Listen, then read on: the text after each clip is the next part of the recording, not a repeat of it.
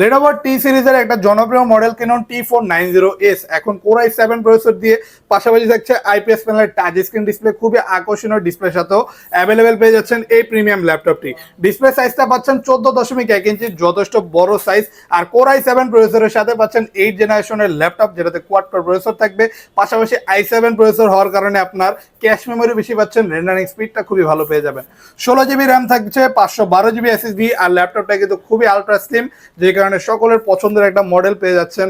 Charging system type C দিয়ে, সকল টাইপের লেটেস্ট পোর্ট ফ্যাসিলিটির সাথে, আর ফুল কার্বন ফাইবার বডি দিয়ে বিল্ড করা এই প্রিমিয়াম ল্যাপটপটিতে অনায়াসে গ্রাফিক্স ডিজাইনিং থেকে শুরু করে 3D ম্যাক্স রেন্ডারিং অথবা ভিডিও এডিটিং এর মতো ভারী ভারী কাজ অনায়াসে করতে পারছেন।